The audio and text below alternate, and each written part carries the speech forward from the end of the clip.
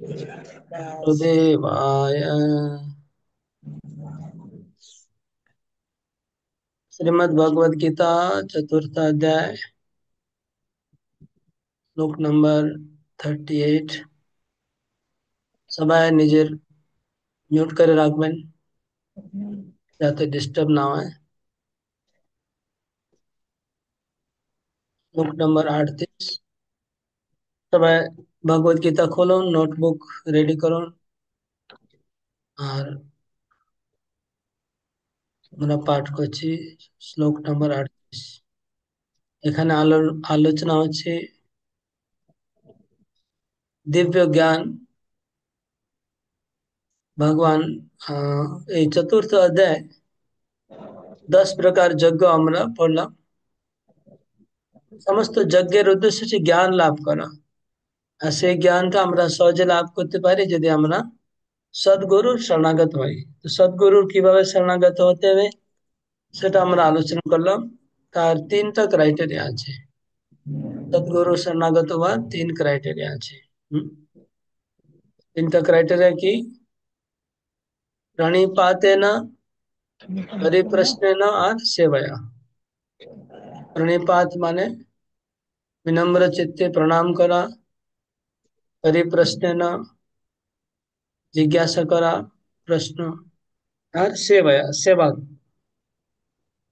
এই মনোভাবটা থাকতে হবে, তাহলে আমরা জ্ঞান লাভ করতে পারবো।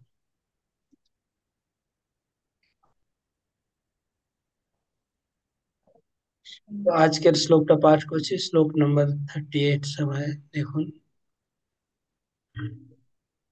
नहि ज्ञानेन सदृशं पवित्रम इह विद्यते तत्स्वयं योग संसिद्ध कालेनात्मने विन्दति। नहि ज्ञानेन सदृशं पवित्रम इह विद्यते तत्स्वयं योग संसिद्ध কালেনাত্মনি বিন্দতি। অনুবাদটা পড়বেন অজয় মধুসূদন বাবু। এই এই জগতে চিন্ময় জ্ঞানের মতো পবিত্র আর কিছুই নেই। এই জ্ঞান সমস্ত যোগে পরি পরিপক্ক ফল। ভগবত ভক্তি অনুশীলনের মাধ্যমে যিনি সেই জ্ঞান আয়ত্ত করেছেন তিনি কালক্রমে আত্মার পরা শান্তি লাভ করেন। नहीं ज्ञानेन सदृशं পবিত্রম ইহ বিদ্যতে। এই জ্ঞানের মতো পবিত্র, চিন্ময় জ্ঞানের মতো পবিত্র এই জগতে আর কিছুই নেই বলছে। হুম। এই যে চিন্ময় জ্ঞান, যে জ্ঞানটা অনেক বহুনাম জন্মনাম अन्ते জ্ঞানবান মাম প্রপদ্যতে। বহু বহু জন্মের পর যে জ্ঞানটা অতি দুর্লভ জ্ঞান। হুম।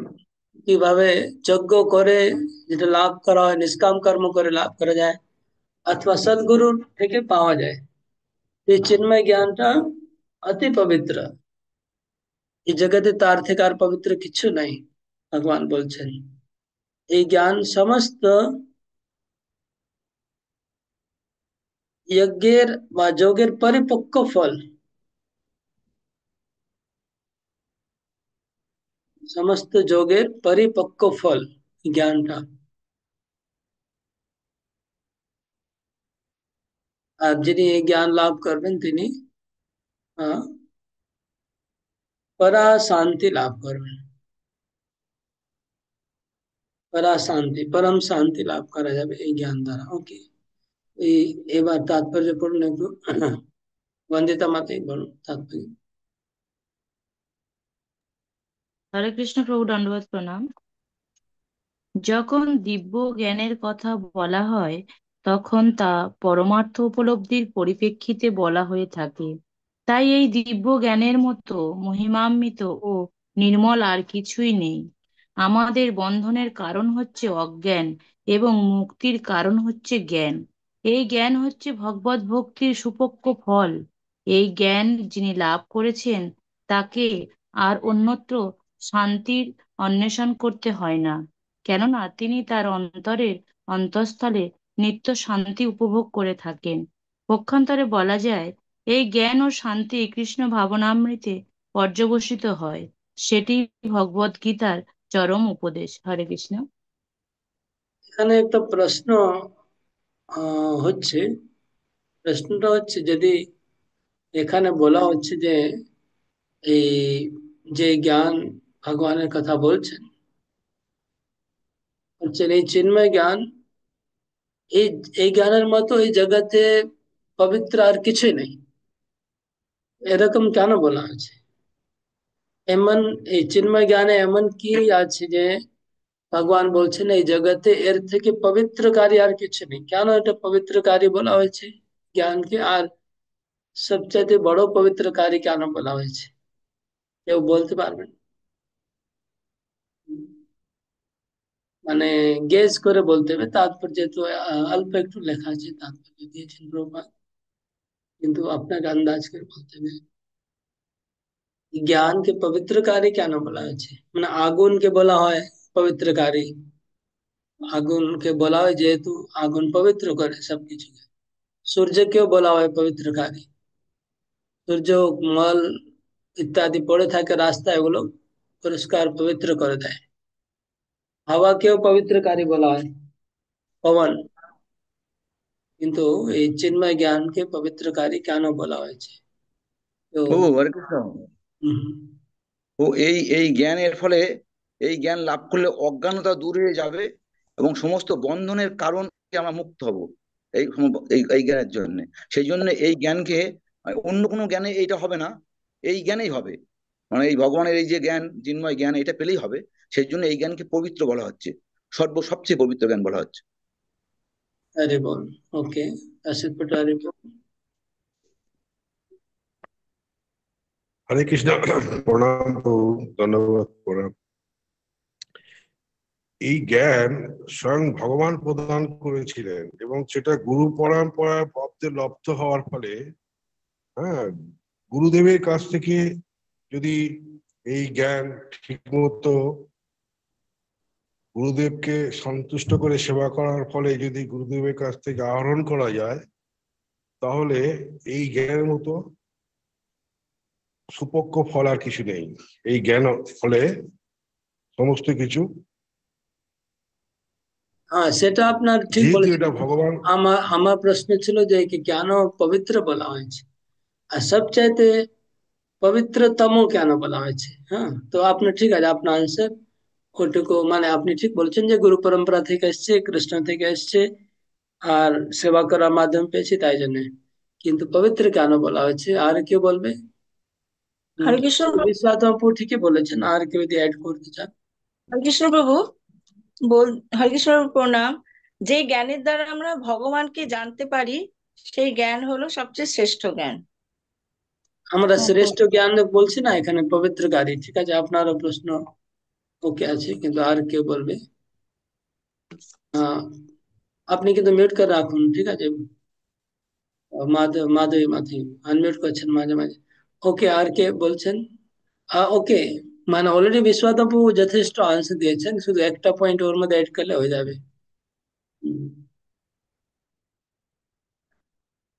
ওকে, ঠিক আছে। এই জ্ঞানটা আমাদের জড়জগতের আহ বন্ধনের কারণ হচ্ছে অজ্ঞান। ঠিক আছে, এই জ্ঞান লাভ করলে কি হবে? অজ্ঞান দূরীভূত। অজ্ঞান দূরীভূত হলে অ্যাকচুয়ালি আমরা যে পাপ যে করি, অজ্ঞানের মধ্যে মানুষ পাপ করে। ঠিক আছে, এটা হচ্ছে আনসার। পাপ মানুষ করে অজ্ঞানের দ্বারা। যখন জ্ঞান লাভ করব, অজ্ঞান দূর চলে যাবে, তখন আর পাপ কেউ করবে না। এই জন্য এটাকে পবিত্রতম বলা হচ্ছে। আমাদের সমস্ত আমরা ভুল করছি, যত ভুল করছি, পাপ করছি, ভগবানকে ভুলে আছি, যত কিছু দোষ আছে জগতে, তার মূল কারণ হচ্ছে অজ্ঞান। আর পবিত্র যে দিব্য জ্ঞান যদি লাভ করা যায়, তাহলে অজ্ঞান চলে যাবে, অজ্ঞান চলে গেলে আর পাপ করবে না। তাই জন্য এটা পবিত্রতম বলা হচ্ছে, সবচাইতে পবিত্র। অন্য কিছু দিয়ে টেম্পোরারি পবিত্র হবে, কিন্তু পার্মানেন্টলি পবিত্র এই জ্ঞান দ্বারাই হবে। नेक्स्ट श्लोक।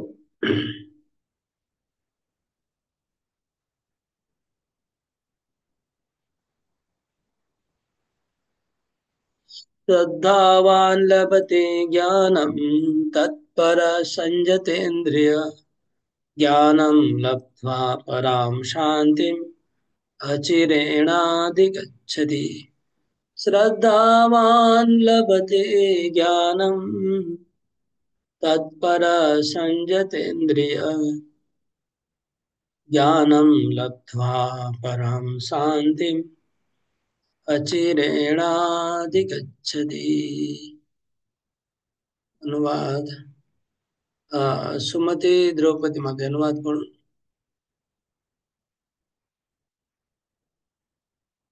হরে কৃষ্ণ প্রভু। হচ্ছে অনুবাদ সংযত সংযত ইন্দ্রিয় ও তৎপর হয়ে চিন্ময় তত্ত্বজ্ঞানে শ্রদ্ধাবান ব্যক্তি এই জ্ঞান লাভ করেন। সেই দিব্য জ্ঞান লাভ করে তিনি অচিরেই পরা শান্তি প্রাপ্ত হন। হরে কৃষ্ণ তো প্রভু। परम शांति বা এই জ্ঞান লাভ করার জন্য তিনটা কোয়ালিটি দরকার, সবাই নোট নোট করে নেবেন।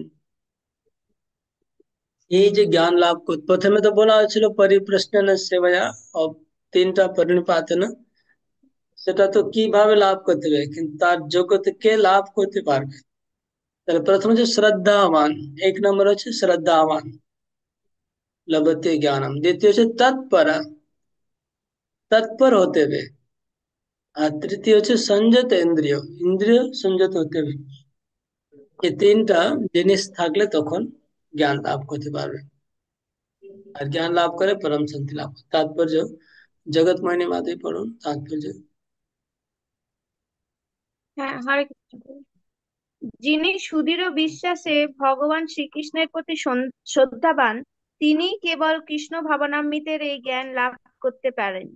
শ্রদ্ধাবান তাকেই বলা হয় যিনি বিশ্বাস করেন যে কৃষ্ণ ভক্তি সাধন করলে সমস্ত কর্ম সুসম্পন্ন হয়। ভগবত ভক্তি সাধন করলে জীবনের পরমার্থ সাধিত হয়। সুদৃঢ় বিশ্বাসের সঙ্গে ভগবানের সেবা সম্পাদন এবং হরে কৃষ্ণ কৃষ্ণ কৃষ্ণ হরে হরে, হরে রাম রাম রাম হরে হরে এই মহামন্ত্র কীর্তন করার ফলে অন্তর সব রকমের জড় কলুষ থেকে মুক্ত হয় এবং তখন হৃদয়ে এই শ্রদ্ধার উদয় হয়।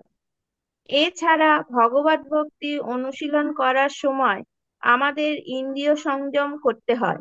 যিনি ইন্দ্রিয়ের বেগগুলিকে সংযত করে সুদৃঢ় বিশ্বাসের সঙ্গে শ্রীকৃষ্ণের সেবা করেন, তিনি অচিরেই কৃষ্ণ ভাবনামৃতের পূর্ণ জ্ঞান লাভ করে সিদ্ধিপ্রাপ্ত হন।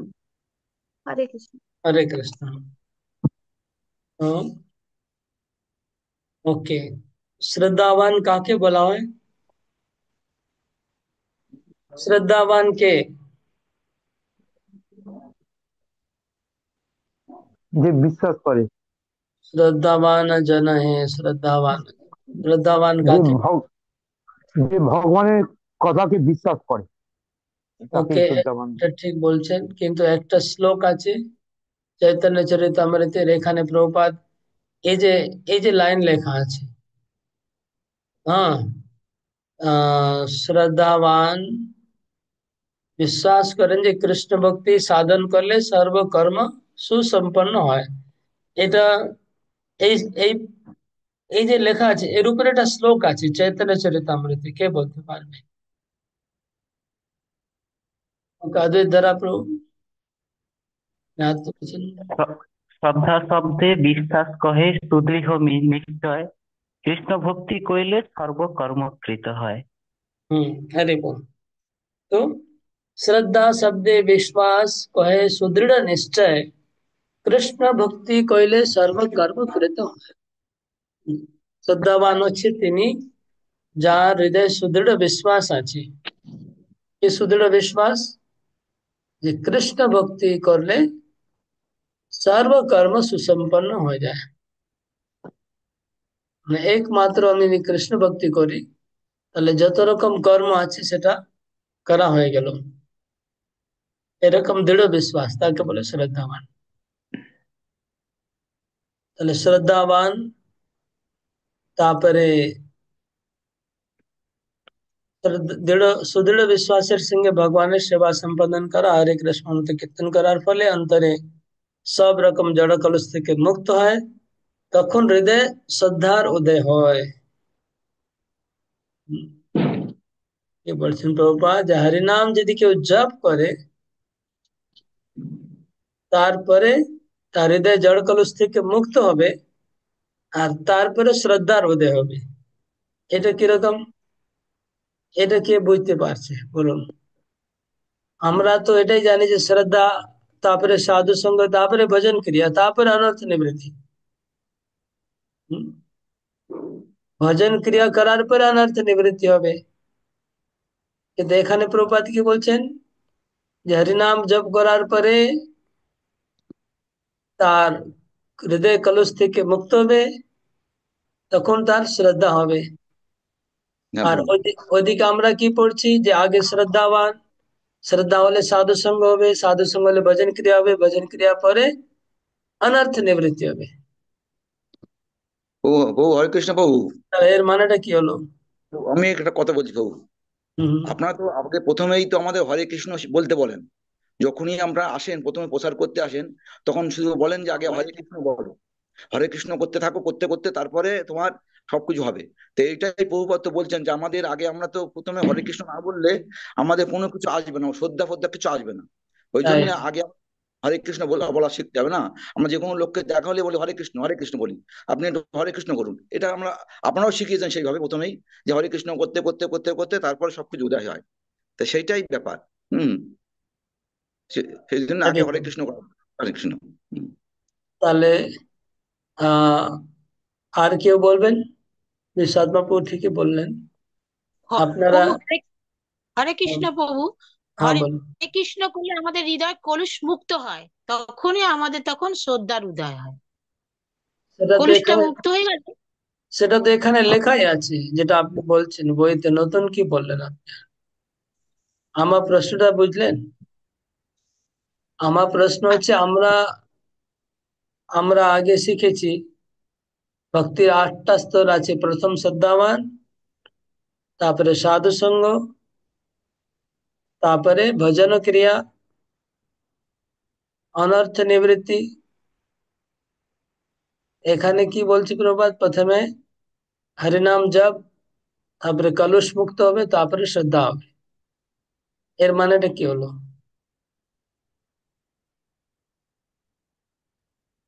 হম প্রভু হরে কৃষ্ণ, হম নামের মধ্যেই তো ভগবান আছেন। তো নাম করলে ভগবানের স্মরণ হবে, আর ভগবানের স্মরণ করতে করতে চিত্ত সংশোধিত হবে, তখন আমরা শ্রদ্ধার ইয়েতে পথে যেতে পারবো, ভগবানকে শ্রদ্ধা করতে জানবো। ওকে,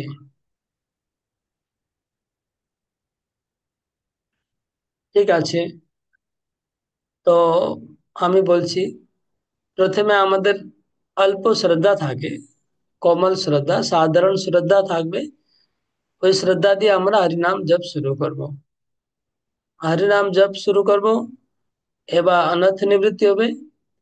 তারপর যে শ্রদ্ধা হবে সেটা দৃঢ় শ্রদ্ধা হবে, আরো ভালো শ্রদ্ধা হবে, বুঝতে পারছেন? ওটা ভজন ক্রিয়া पर যে অনর্থ নিবৃত্তি হলে কি নিষ্ঠা আসে, ওই নিষ্ঠাকে এখানে শ্রদ্ধা বলা হচ্ছে। দৃঢ় দৃঢ় বিশ্বাস, ওটাকে প্রভুপাদ শ্রদ্ধা বলছেন। তো দৃঢ় বিশ্বাস বা নিষ্ঠা, ওই যে শ্রদ্ধা, সেটা অনর্থ নিবৃত্তি হবে, তারপরে আসবে। ওকে, নেক্সট লোক।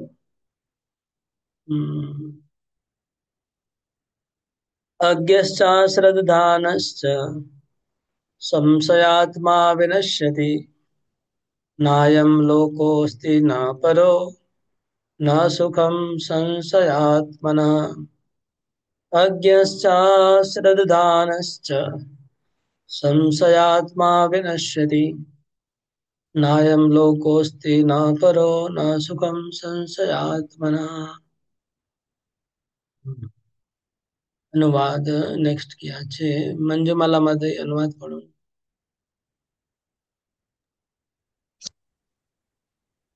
কৃষ্ণ প্রভু প্রণাম। অজ্ঞ ও শাস্ত্রের প্রতি শ্রদ্ধাহীন ব্যক্তি কখনোই ভগবত ভক্তি লাভ করতে পারেন না, সে বিনাশপ্রাপ্ত হয়, কেননা সন্নিদগ্ধ চিত্ত ব্যক্তি ইহলোকে বা পরলোকে সুখ ভোগ করতে পারে না। तो भगवान प्रथम बोलेन कारा कारा এই জ্ঞান লাভ করা অধিকারী আর কারা কারা অনধিকারী। অনধিকারীদের লক্ষণ বলা হলো, এই জ্ঞানকে লাভ করতে পারবে না, ডিসকোয়ালিফাইড কে আছে সেটা বলা হচ্ছে।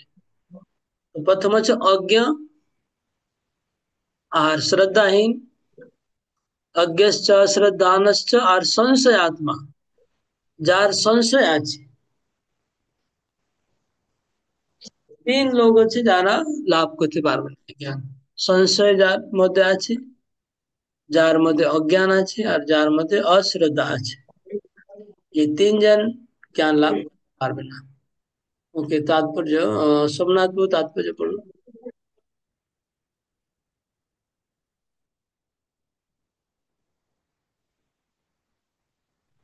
হরে কৃষ্ণ। প্রথম সমস্ত প্রমাণ দিব্য শাস্ত্রের মধ্যে ভগবত গীতাই হচ্ছে শ্রেষ্ঠ। যে সমস্ত মানুষের প্রবৃত্তি প্রায় পশুদের মতো, তাদের শাস্ত্র জ্ঞান অথবা শাস্ত্রের প্রতি শ্রদ্ধা থাকে না। আবার এমনও কিছু লোক আছে যাদের শাস্ত্র জ্ঞান থাকলেও বা শাস্ত্র থেকে উদ্ধৃত দিতে পারলেও শাস্ত্রের কথায় তাদের বিশ্বাস নেই।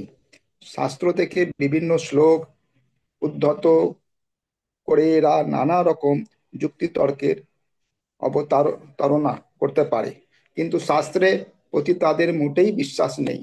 আবার আর এক ধরনের মানুষ আছে যাদের ভগবত গীতার প্রতি বিশ্বাস থাকলেও তারা বিশ্বাস করে না যে ভগবান শ্রীকৃষ্ণই হচ্ছেন পরমেশ্বর, তাই তারা তার আরাধনা করে না। এই ধরনের মানুষদের মনে কৃষ্ণ ভাবনা উদয় হয় না, তারা অধপতিত হয়। এদের মধ্যে যাদের মোটেই বিশ্বাস নেই এবং যারা এই শাস্ত্রোক্ত বিষয় সম্বন্ধে সন্দিহান, তারা তাদের পারমার্থিক জীবনে কোনো রকম উন্নতি লাভ করতে পারে না। ভগবান এবং তার মুখনিসৃত বাণী প্রতি যাদের শ্রদ্ধা নেই, তারা কখনই ভগবত তত্ত্বজ্ঞান লাভ করতে পারে না।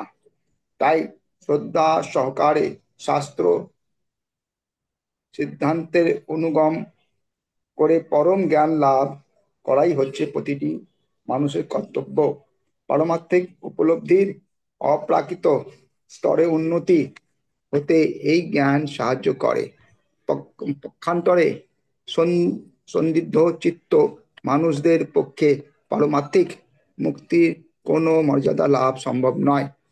তাই প্রতিটি মানুষের কর্তব্য হচ্ছে গুরু পরম্পরা যে সমস্ত মহান আচার্য আছেন তাদের পদাঙ্ক অনুসরণ করে সাফল্য লাভ করা। হরি বল।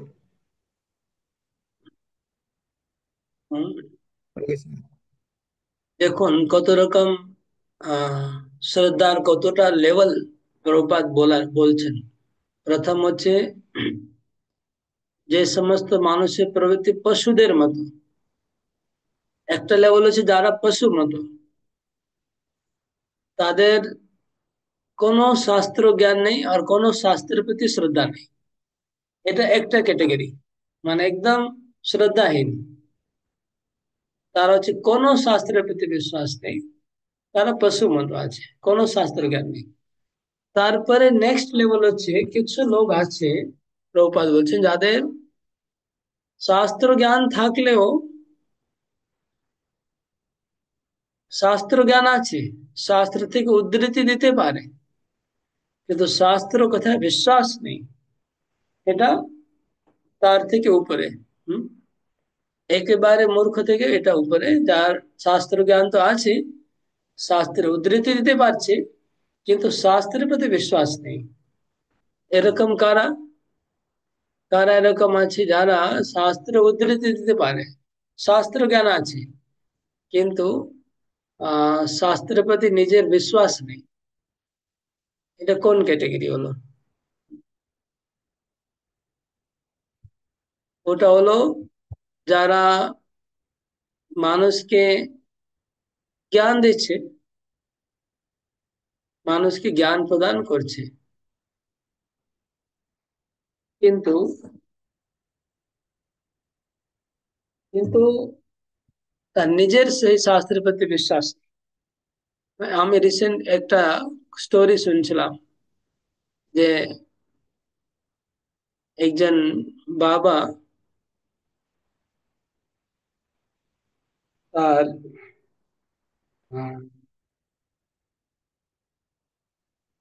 স্টোরিটা কি হলো যেন, একজন বাবা তার ছেলেকে, তিনি বাবা কি করতেন, পণ্ডিত ছিলেন তিনি, এই ভাগবত পাঠ না গীতা পাঠ করতেন প্রতিদিন।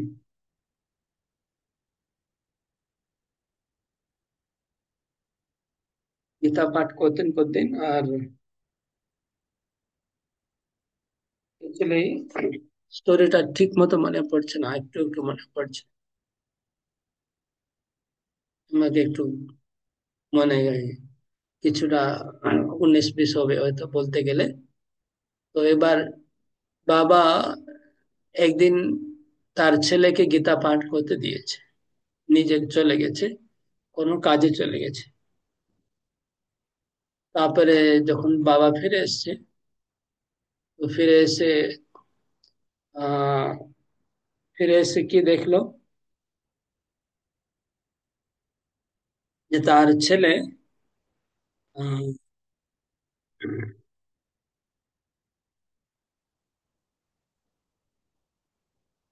তার ছেলে একটা কি এটা ভালো কাজ করেছে। হুম, সেই কাজটা মনে পড়ছে না, হয়তো একটা লোককে কম দামে কিছু জিনিস বিক্রি করে দিয়েছে দোকানে, যেখানে পূজা টুজা কম দামে করে দিয়েছে। তখন বাবা তাকে তিরস্কার করেছে যে তুমি কেন এরকম কম দামে বিক্রি করেছো। তখন ছেলে বলছে, বাবা সে তো গীতাতে আমি লিখেছি, আপনি আমাকে গীতা পড়তে বলেন, সেখানে তো লেখা আছে যে এইভাবে বেশি কাউকে চিটিং করা যাবে না, মানুষকে, এরকম লেখা আছে, এই জন্য আমি এটা করলাম। তখন বাবা বলছে, এই তো আমি সারা জীবন পাঠ করেছি গীতা, তুমি আমার একদিনে পাঠ করে এত জ্ঞান পেয়ে গেলে। আমি সারা জীবন গীতা পাঠ করেছি, তার সাথে কোনোদিন আমি গীতার কথা কোনোদিন আমি ফলো করি না, তুমি একদিনে ফলো করতে শুরু করে দিলে। মানে রেগে গেছে বাবা। অর্থ কি হলো, তার গীতা পুরো জানে, সারা জীবন পাঠ করছে, কিন্তু সে মনে করছে যে এটা গীতা আমার জন্য না, মানে গীতা ফলো করার জন্য নেই, ওটা শুধু লোকদেরকে শোনানোর জন্য আছে। এটা ছিল গল্প, পুরোটা মনে পড়ছে না সঠিক ভাবে, কিন্তু যাই হোক আপনারা মানেটা বুঝতে পেরেছেন না। তো এটা একটা ক্যাটেগরি লোক আছে যারা গীতা পুরো জানে আর সবাইকে বলে, কিন্তু তারা বলে জানে যে আমি এটা ফলো করবো না। বা আরো উদাহরণ যদি দিই আমি আপনাদেরকে, ঠিক ভালো যাবে না সেটা, হয়তো হয়তো কেউ উম, ধরুন ট্যাক্স কালেক্টর আছে, সবার কাছে ট্যাক্স কালেক্টর আছে, কিন্তু সে নিজেই ট্যাক্স দিচ্ছে না, এরকম একটা আর কি। যাই হোক, আগে যাচ্ছি এবার। তৃতীয় লেভেল হচ্ছে, প্রভুপাদ বলছেন শাস্ত্র থেকে বিভিন্ন শ্লোক, এটা হয়ে গেল। আবার এক ধরনের মানুষ আছে যাদের ভগবত গীতার প্রতি বিশ্বাস থাকলেও, গীতার প্রতি বিশ্বাস আছে, কিন্তু কৃষ্ণ যে ভগবান আর কৃষ্ণের আরাধনা করতে হবে সেটাতে বিশ্বাস নেই, গীতাকে মানে। এরকম অনেক লোক পাওয়া যাবে যারা গীতাকেও মানে, গীতা প্রতি শ্রদ্ধা আছে, কিন্তু কৃষ্ণকে শ্রদ্ধা করছে না। তাহলে এই ধরনের মানুষদের মানে কৃষ্ণ হওয়া বোধহয় হয় না, তারা হতে পতিত। এদের মধ্যে যাদের মোটেই বিশ্বাস নেই এবং যারা এই শাস্ত্রোক্ত বিষয় সম্বন্ধে সন্দেহান, তারা পারমার্থিক জীবনে কোনো উন্নতি লাভ করতে পারে না। তো এটাই, যেহেতু শ্লোকে লেখা আছে অজ্ঞ, তারপরে অশ্রদ্ধাহীন আর সংশয়াত্মা। সংশয় থাকলে প্রবলেম আছে আমাদের, সংশয়, তাহলে আপনার জিজ্ঞেস করতে গেলে সংশয় করা উচিত কিনা। অর্জুন যখন ভগবান বললেন অর্জুনকে যে আমি সূর্যদেবকে এই ভগবত গীতার জ্ঞান পূর্বে প্রদান করেছিলাম 12 কোটি বছর আগে। তখন অর্জুন সন্দেহ প্রকাশ করছে কিনা? অর্জুন সন্দেহ প্রকাশ করছে তো, যে আমি কি করে বিশ্বাস করব যে তুমি সে 12 কোটি বছর আগে সূর্যদেবকে জ্ঞান দিয়েছো, খালি মানে আমি আমাকে পেয়ে গেছো তুমি এটা। কি বলে, ডিং বলে হিন্দিতে, ডিং বাংলায় কি বলে জানি না। হ্যাঁ, ডিং মারছো আমার কাছে, তুমি বড় বড় কথা বলছো। এটা অর্জুন সন্দেহ প্রকাশ করলেন। তাহলে এখানে লেখা আছে সংশয়াত্মা বিনিশ্চিত, তাহলে কি বুঝবো বলুন? এখানে লেখা আছে সংশয় করা যাবে না, তাহলে অর্জুন তো এই অধ্যায়ের শুরুতেই তো সংশয় করেছেন। সেম চ্যাপ্টার আছে, এখন আমরা এগোই নেই, চতুর্থ অধ্যায়। এখানে বলা আছে গুরুদেব কাছে জ্ঞান গ্রহণ করতে হবে, আর অর্জুনের গুরু হচ্ছে কৃষ্ণ, আর তিনি সন্দেহ প্রকাশ করলেন। তাহলে কি বুঝবো? হুম? কি বুঝবো সমশ্রী মাদাই? হরে কৃষ্ণ প্রভু। অর্জুন কৃষ্ণের প্রতি কোনো সংশয় ছিল না। উনি ওই আহ, কৃষ্ণ যে আহ, আগের কথাও জানে বা পরের কথাও জানে, সেটা তো অর্জুন জানতেন না। অর্জুনের তো দেহান্তর হয়েছে, কৃষ্ণের তো হয়নি, সেটা না না অর্জুন না না না জানতেন। না না, হবে না। আনসারটা হলো না, আনসারটা হলো না। আর কে বলবে? হরে কৃষ্ণ প্রভু, যারা শাস্ত্র জ্ঞান মানে না এবং ভগবান শ্রীকৃষ্ণ মানে না, তাদের জন্য এই প্রশ্ন। আপনারও ঠিক না, ভুল। আমার প্রশ্নটা আপনি বুঝেননি তাহলে। প্রশ্ন বুঝেননি, আগে প্রশ্ন বোঝার চেষ্টা করুন, তারপরে উত্তর দেবেন। আহ ওকে, প্রিয়দর্শিনী বলো, কি বুঝেছো?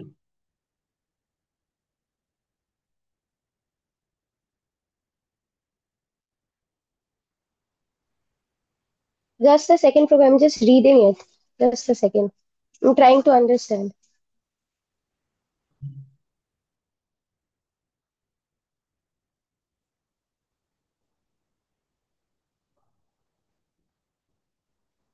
আর কে বলবে? হ্যাঁ, এসু জগন্নাথ বলো, প্রশ্নটা বুঝতে পেরেছো কিনা? প্রশ্ন বুঝেছো? ইয়েস ব্রো, ও হরে কৃষ্ণ। প্রশ্ন বুঝতে পেরেছি। হ্যাঁ বলো, অ্যান্সারটা কেশব কেশব জগন্নাথ আগে বলো, তারপরে।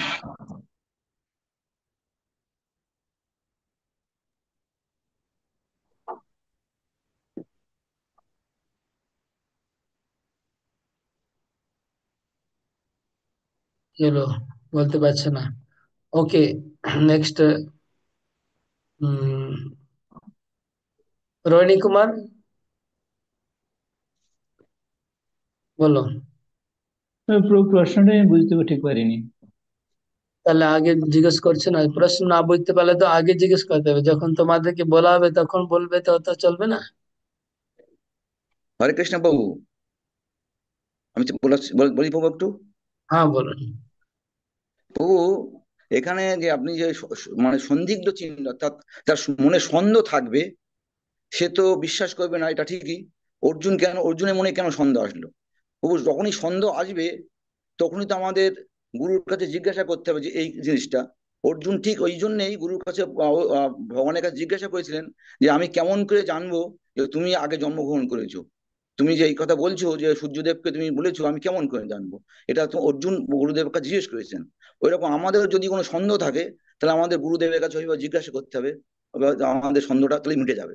এই হচ্ছে ব্যাপারটা। এখানে আমি মনে করলাম ভগবান কৃষ্ণ। 100%, 100% ঠিক আছে।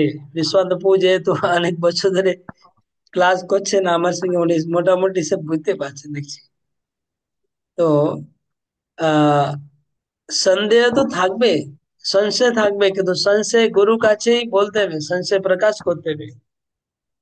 এটা হচ্ছে শিষ্যের অধিকার। শিষ্যের পূর্ণ অধিকার আছে প্রশ্ন করার। সংশয় করা মানে আমি সংশয় করে তার নিন্দা করব, সংশয় করে আমি পালিয়ে যাব, সংশয় করে আমি তার কথা অবজ্ঞা করব, তিনি একটা বলবে আমি আরেকটা মনে মনে চিন্তা করব, এটা চলবে না। সংশয় থাকবে গুরুদেব কাছে ডাইরেক্ট জিজ্ঞাসা করে স্পষ্ট করতে হবে যে এই ব্যাপার আমার সন্দেহ আছে, এই ব্যাপার আমার সংশয় আছে। संशय पूर्व भागवत में संशय भरती भागवत प्रत्येक प्रश्न मध्ये परीक्षित महाराज বলছে আমার বিরাট সংশয় উৎপন্ন হয়ে গেছে, এই যুধিষ্ঠির মহারাজ বলছে আমার বিরাট সংশয় উৎপন্ন হয়ে গেছে, এই কি হলো? শিশুপালকে ভগবান কেন মুক্তি দিয়ে দিলেন? তো সংশয় তো প্রশ্ন মধ্যে থাকবেই থাকবে, সংশয় ছাড়া প্রশ্নই হবে না। কিন্তু সংশয় গুরুদেব কাছে বিনম্র চিত্তে জিজ্ঞাসা করা, এটাই হচ্ছে সংশয়, সংশয় নিবৃত্তি। গুরুদেবের একটা নাম হচ্ছে সংশয় ছেদটা, সংশয়কে ছেদন করতে পারে, তিনি হচ্ছেন গুরুদেব।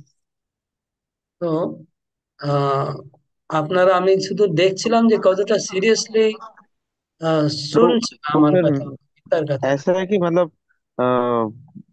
ভগবানের উপর মানে সন্দেহ করা যাবে না, কিন্তু গুরুদেবের কাছে সন্দেহ করা যাবে, এটাই অ্যান্সার হবে, মানে কোয়েশ্চেন করা যাবে গুরুদেবের এখানে কাছে। কৃষ্ণ যেহেতু গুরুদেবের ভূমিকা আছে, তাই জন্য অর্জুন তাকে সংশয় করছে, জিজ্ঞাসা করছে।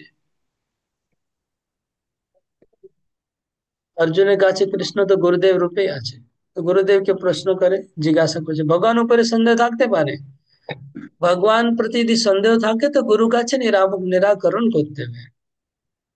সংশয় সংশয় থাকলে চলবে না, কিন্তু সংশয় থাকলে নিরাকরণ করে নিতে হবে, এটা হচ্ছে ব্যাপার। সংশয় তো থাকবেই, তো সংশয়টাকে পোষে রাখা যাবে না, সংশয়টাকে পোষে রাখাটাই হচ্ছে ক্ষতিকর। সংশয় তো আসবে, সংশয় না থাকলে আমরা কোনোদিন জ্ঞান লাভ করতে পারবো না। সংশয় থেকেই আমরা প্রশ্ন করি আর জ্ঞান লাভ করি, তাই জন্য সংশয় থাকা উচিত, কিন্তু তার জিজ্ঞাসা করে সমাধান করতে হবে। সংশয় থাকবে ভগবানের প্রতি, সংশয় থাকতে পারে হরিনামের প্রতি, সংশয় থাকতে পারে গুরুদেব প্রতি, কিন্তু এই সংশয় থাকা চলবে না, প্রশ্ন করে ওটাকে সমাধান করতে হবে। ওকে, নেক্সট। আমি শুধু দেখছিলাম যে আপনারা সিরিয়াসলি পড়ছেন কিনা, শুনছেন কিনা, এই জন্য জিজ্ঞাসা করছি, নাহলে এটা কোনো জিজ্ঞাসা করার বিষয় নেই। হম, যদি আপনার সিরিয়াসলি পড়েন তাহলে প্রত্যেকটা লাইনে আমি প্রশ্ন করব, সংশয় করবো, তারপরে এগোবো। আমি বুঝতে না পারলে এগোবো না। नेक्स्ट श्लोक। योग संन्यस्त कर्माणं ज्ञान संच्छिन्न संशयम् आत्मवन्तं न कर्माणि निबध्नन्ति धनंजय। योग संन्यस्त कर्माणं ज्ञान संच्छिन्न संशयम् आत्मवन्तं न कर्माणि निबध्नन्ति धनंजय।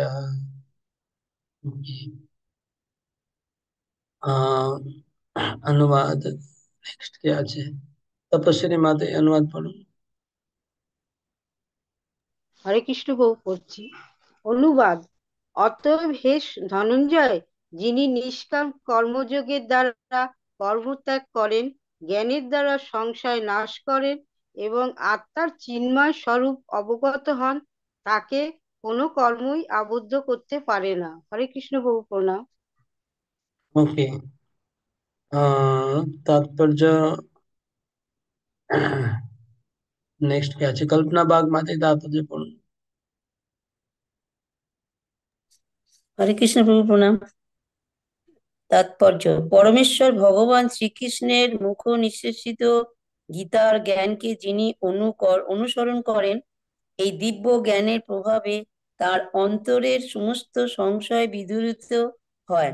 ভগবানের অবিচ্যুত অংশরূপে সম্পূর্ণরূপে কৃষ্ণ ভাবনাময় ভাবিত হবার ফলে তিনি ইতিমধ্যেই আত্মজ্ঞানে অধিষ্ঠিত, তাই তিনি নিঃসন্দেহে সমস্ত কর্মবন্ধন থেকে মুক্ত। হরে কৃষ্ণ প্রভু প্রণাম।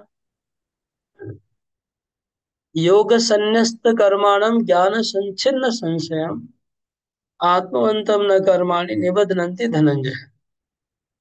এখন এই অধ্যায়টা কনক্লুড করছেন ভগবান যে নিষ্কাম কর্মযোগের দ্বারা योग संन्यस्त कर्माणं, সমস্ত কর্ম বন্ধন থেকে মুক্ত হতে হবে। আর জ্ঞানের দ্বারা সংশয় संचिन्न संशय সংশয়কে ছিন্ন ভিন্ন করতে হবে জ্ঞানের দ্বারা। আমাদের মধ্যে যত সংশয় আছে সমস্ত সংশয় ছিন্ন মানে কেটে দিতে হবে। কিভাবে কাটবে? জ্ঞানের দ্বারা। কোথা থেকে জ্ঞান আসবে? গুরুদেব থেকে। এটাই হচ্ছে আমাদের অ্যাকচুয়ালি প্রকৃত কর্তব্য। আমরা যে জড় জগতে আছি তার মূল কারণ হচ্ছে আমাদের সংশয় আছে। কিসের সংশয়? আমার স্বরূপ সম্বন্ধে সংশয়, ভগবানের সম্বন্ধে সংশয়, হরিনাম প্রতি সংশয়, গুরুদেব প্রতি সংশয়। এই সংশয় আছে বলেই আমরা জড় জগতে বদ্ধ হয়ে রয়েছি। এই সংশয় গুলো কাটবে। আমরা এখন মনে করছি আমি শরীর, এটা সংশয়। আমি যে আত্মা কিনা এটাই সংশয়। প্রথম সংশয় তো আমাদের রয়েছে এটাই যে আমি আত্মা কি শরীর, এটাই সংশয়। যদি আমি জানি 100% আত্মা, তাহলে আমি শরীরের কার্যে লিপ্ত হব না। আমি যদি 100% জানি কৃষ্ণ ভগবান, তাহলে আমি শরণাগত হয়ে যেতাম এখনই। তো এই সংশয় গুলো ছিন্ন হবে, তখনই আমি শুদ্ধ ভক্ত হতে পারবো, ভগবত ধামে চলে যাবো। আর সংশয় ছিন্ন কি করে হবে? জ্ঞানের দ্বারা। জ্ঞান কোথা থেকে? গুরুদেব থেকে। তাই জন্য শিষ্যের কর্তব্য হচ্ছে কন্টিনিউস জিজ্ঞাসা করা, তদ্বিধি প্রণিপাতেন পরিপ্রশ্নেন সেবয়া। কন্টিনিউস প্রণিপাত, পরিপ্রশ্ন, সেবা, এই তিনটা যদি কন্টিনিউ করতে করতে একজন জ্ঞান লাভ করতে পারবে। কন্টিনিউ সেবা, কন্টিনিউ প্রশ্ন আর কন্টিনিউ প্রণিপাত, এটাই বোঝাচ্ছে। লাস্ট শ্লোক।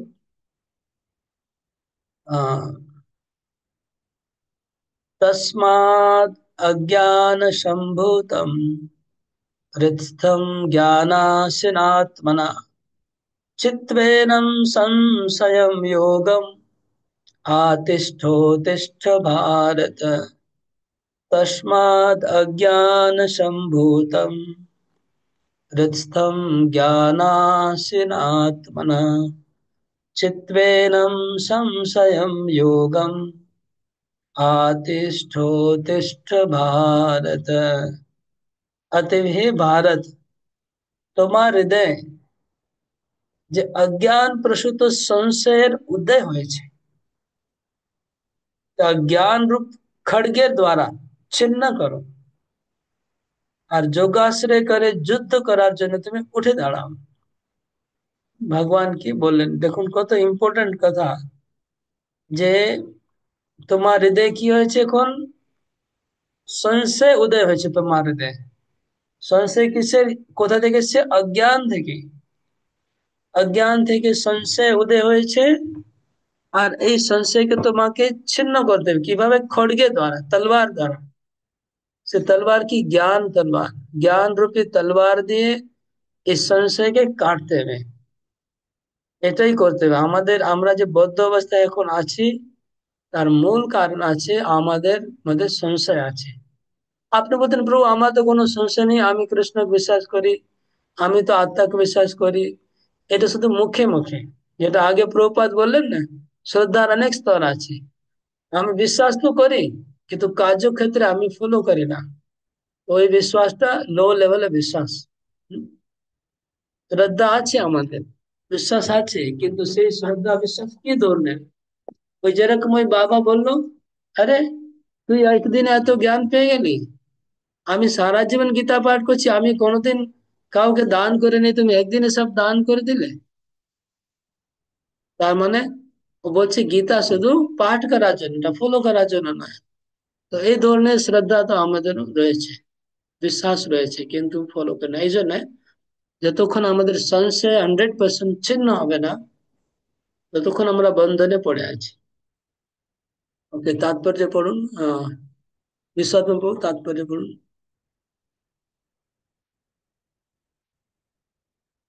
অন্য লোকের সঙ্গে কথা বলছেন, মানে কাছে কেউ আছে? না না না না, কথা বলছি না বাবু, আমার মিউট ছিল, আমি মিউট করে দিলাম। হরে কৃষ্ণ। এই অধ্যায়ে যে যোগ মার্গের উপদেশ দেওয়া হয়েছে তাকে বলা হয় সনাতন যোগ, অর্থাৎ জীবের উপযোগী শাশ্বত কার্যকলাপ। এই যোগে দুই রকম যজ্ঞ অনুষ্ঠান সাধিত হয়। তার একটি হচ্ছে দ্রব্যযজ্ঞ, অর্থাৎ সব রকম জড় বিষয়কে উৎসর্গ করা, এবং অন্যটি হচ্ছে আত্মজ্ঞান যজ্ঞ, যা সম্পূর্ণরূপে শুদ্ধ পারমার্থিক কর্ম। দ্রব্যময় যজ্ঞ যদি পারমার্থিক উদ্দেশ্যে সাধিত না হয় তবে তা জড়জাগতিক কর্মে পর্যবসিত হয়। কিন্তু এই যজ্ঞ যদি পারমার্থিক সাধন করবার জন্য অর্থাৎ কৃষ্ণ ভাবনায় ভাবিত হয়ে সাধিত হয় তবে তা সর্বাঙ্গীন পূর্ণতায় প্রাপ্ত হয়। পারমার্থিক কর্ম দুই ভাগে বিভক্ত: নিজের স্বরূপকে উপলব্ধি করা এবং পরম পুরুষম ভগবানের প্রকৃত তত্ত্ব উপলব্ধি করা। ভগবদ গীতায় যথার্থ জ্ঞান লাভ করলে এই দুটি তত্ত্বকেই অনায়াসে উপলব্ধি করা যায়। তখন অনায়াসে উপলব্ধি করা যায় যে ওকে, জীবাত্মা হচ্ছে ভগবানের অবিভক্ত অংশ। ঠিক আছে। ওকে, তো এখানে প্রভুপাদ বলছেন যে চতুর্থ অধ্যায় 2 রকম যজ্ঞের কথা বলা হয়েছে। যে 10টা যজ্ঞ আমরা আলোচনা করেছিলাম, এই 10টা যজ্ঞকে এমনি 2 ক্যাটাগরিতে ডিভাইড করা যেতে পারে। প্রথম হচ্ছে দ্রব্যযজ্ঞ আর জ্ঞান যজ্ঞ। দ্রব্যযজ্ঞ মানে যত সামগ্রী আছে, আমার কাছে ভৌতিক সম্পত্তি আছে, সেগুলো আহুতি করা যজ্ঞের মধ্যে। সেটা আহুতি করতে হবে পরমার্থ সাধন করার জন্য, তাহলে সেটা আধ্যাত্মিক হবে। জড় জাগতিক সাধনের জন্য করলে জাগতিক হয়ে যাবে। তারপরে জ্ঞান যজ্ঞ ব্রহ্মযজ্ঞ হচ্ছে কৃষ্ণ ভাবনামৃত জ্ঞান, প্রভুপাদ বলছেন। ওকে, তো মানে আমাদের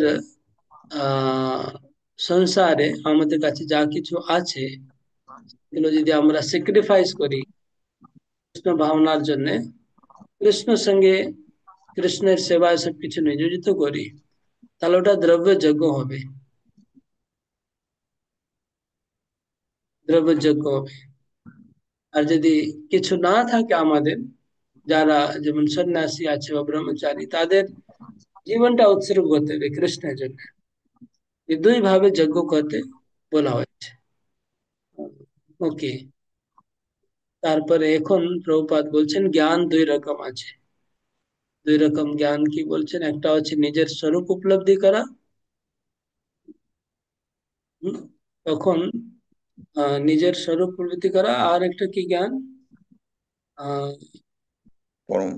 ভগবানের উপলব্ধি, ভগবানকে উপলব্ধি করা আর নিজের স্বরূপকে উপলব্ধি করা, 2 রকম জ্ঞান আছে। তো ভগবদ গীতার যথার্থ জ্ঞান লাভ করলে 2টি তত্ত্বকে অনায়াসে উপলব্ধি করা যায়। ভগবদ গীতা যদি আমরা পাঠ করি তাহলে এই জ্ঞান কি জ্ঞান? প্রভুপাদ এখন জ্ঞানের কথা বলছেন। জ্ঞান হচ্ছে নিজের স্বরূপ জ্ঞান, আমি কে, আমি যে আত্মা, আমি শরীর না, আমি চিন্ময় আত্মা। এই আমরা কার মোবাইল থেকে আওয়াজ আসছে? মিউট করুন, মিউট করুন, মিউট করুন। আপনার বুঝতে পারছেন না, আপনার মোবাইল থেকে যে ডিস্টার্ব হচ্ছে সেটা নিজে বুঝতে পারছেন না। তো আহ সেই জ্ঞানের কথা যেটা আমরা আলোচনা করছি পুরো অধ্যায় জ্ঞান, সেই জ্ঞানটা কি? সেটা হচ্ছে আমি যে চিন্ময় আত্মা, আমি শরীর না, এই জ্ঞান। আর একটা হচ্ছে কৃষ্ণ হচ্ছে ভগবান, তিনি সর্বনিয়ন্ত্রণ কর্তা, এই জ্ঞান। এই 2টা জ্ঞান প্রয়োজন আছে আমাদেরকে, মানে থিওরিটিক্যাল না, থিওরিটিক্যাল নলেজ তো আছে কিন্তু প্র্যাকটিক্যাল অনুভব। ওকে, আগে নেক্সট রিডিং করবে। নেক্সট কে আছে? আশ্রিত মাতাই পড়ো।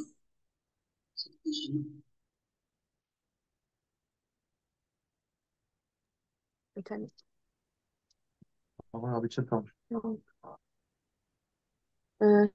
স্বরূপকে উপলব্ধি করা এবং পরমেশ্বর ভগবানের প্রকৃত তত্ত্ব উপলব্ধি করা।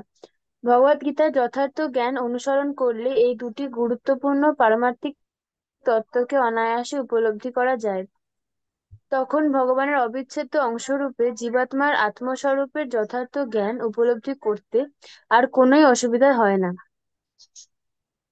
আর এই প্রকার উপলব্ধি হিতকর, কারণ এই জ্ঞানের প্রভাবে ভগবানের দিব্য লীলার তত্ত্ব সহজেই বুঝতে পারা যায়।